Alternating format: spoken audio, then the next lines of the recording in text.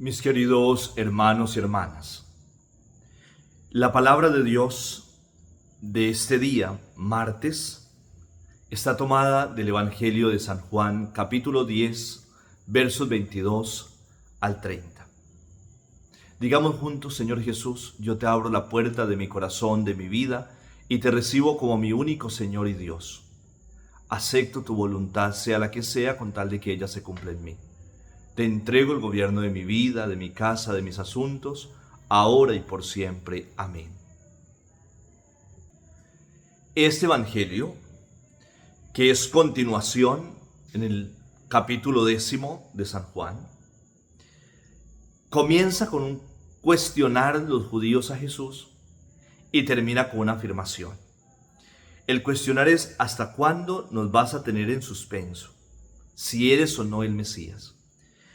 Y termina el texto diciendo Jesús: yo, el Hijo, y el Padre somos uno. En ese trabajo por la unidad. Entonces, vayamos mirando. Es necesario en la edificación del pueblo de Dios, en ese rebaño de Dios del que hemos venido hablando desde el domingo, porque somos parte de ese rebaño, dirigido por un solo pastor.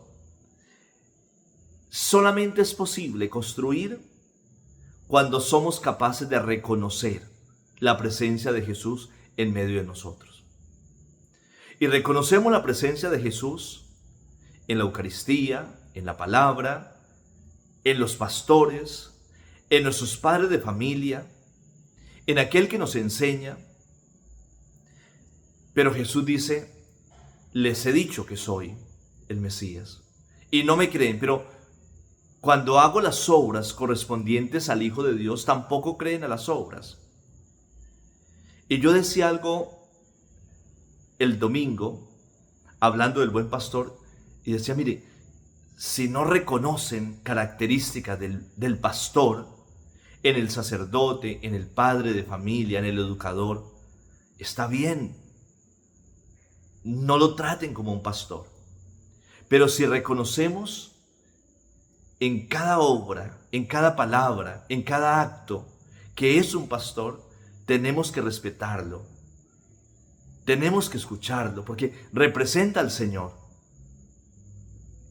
Ello indica que hay una exigencia grandísima para los pastores, y es ser coherentes. Tenemos que ser coherentes. Es una exigencia para todos. Necesitamos mostrar con nuestras obras, con nuestra vida, que el evangelio que predicamos lo asumimos, entre luchas, en caídas, levantadas, pero lo asumimos, y es una exigencia para todos en la iglesia. Cuando me reconozco como oveja y cuando soy capaz de reconocer a Cristo presente en los pastores, soy capaz de caminar en la unidad. Y para caminar en la unidad tengo que reconocerme oveja del redil. Y soy oveja cuando sé escuchar la voz del pastor, la voz de Dios. Cuando me hago conocido de Dios y lo conozco a Él. Y soy capaz de seguirlo. Yo me preguntaba ayer en una homilía: ¿por qué a veces no escuchamos la voz de Dios? ¿Por qué a veces no seguimos al Señor? Y la razón es la siguiente: según la palabra de Dios hoy en este evangelio, mis ovejas escuchan mi voz. Si esta persona no escucha la voz del Señor, es porque no se reconoce oveja y no reconoce al pastor. Y el problema no está en Jesús pastor, sino en aquel que no quiere escucharlo. Cuando soy capaz de escuchar al pastor, escuchar la palabra de Dios, y soy capaz de asumirla en mi corazón y obedecerla, yo camino hacia la unidad. Dios es un Dios de unidad. Y eso está marcado desde el misterio de la Trinidad. Dios, que es Padre, Hijo y Espíritu Santo, es uno. Y Jesús dice: Él y yo somos uno. Dios quiere la unidad de la iglesia. Dios quiere la unidad apostólica. Dios quiere la unidad de los grupos. Dios quiere la unidad en las parroquias. Cualquier tipo de división es obra del enemigo. Y cuando yo soy instrumento de unidad, soy instrumento de Dios. Cuando soy instrumento de división, soy instrumento del enemigo.